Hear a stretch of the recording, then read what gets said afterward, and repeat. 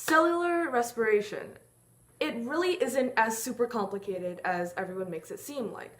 Once you break it down into different stages, it's just a matter of knowing what steps go on in each stage. So let's start with a basic background of what cellular respiration is, right? So essentially, it takes glucose, which is made in photosynthesis, and combines it with oxygen to create ATP, which is essentially energy in the form of a molecule, which a cell uses to carry out its normal functions. An instance where glucose doesn't make it into the cell is actually diabetes. And so in diabetes, a person's body behaves abnormally because the cells aren't getting the glucose. So here is the formula for cellular respiration. It is 6O2 plus 1 C6H12O6, which makes 6 CO2 plus 6 H2O plus 38 ATP. In word form, it's essentially 6 oxygens, 1 glucose, 6 carbon dioxide, 6 waters, and 38 adenosine triphosphates. I tried. Anyway, in this video, though, I will only be focusing on a portion of this formula, which takes place in a process called glycolysis. Glycolysis is an anaerobic process, which means that it has no need for oxygen, so we won't be using that. We'll only be working with a glucose here. So we're going to start off with a glucose, which is a 6 carbon molecule. Then we invest 2 ATP to break the glucose into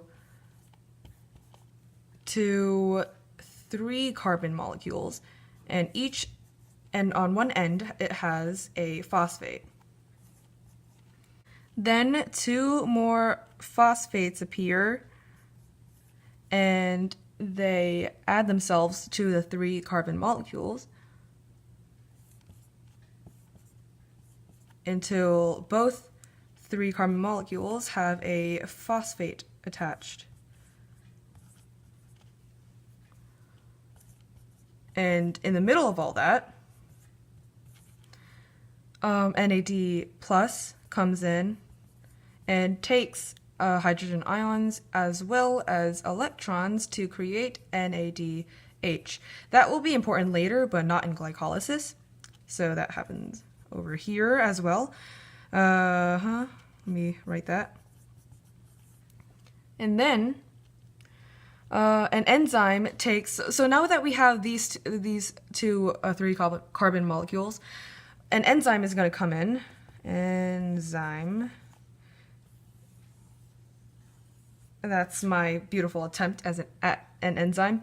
It's going to take the 2 3 carbon molecules. So let's just do an example one here. So let's just take one of them, and an ADP, adenosine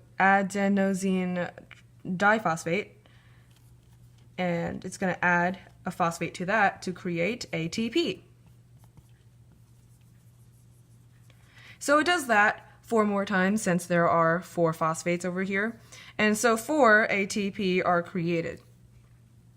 And what we have left are just 3 carbon molecules with nothing with no phosphates attached, and these 2 are called pyruvates, which are then used in the citric acid cycle,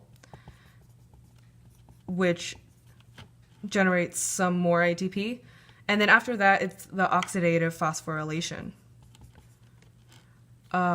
And that'll be the end of cellular respiration.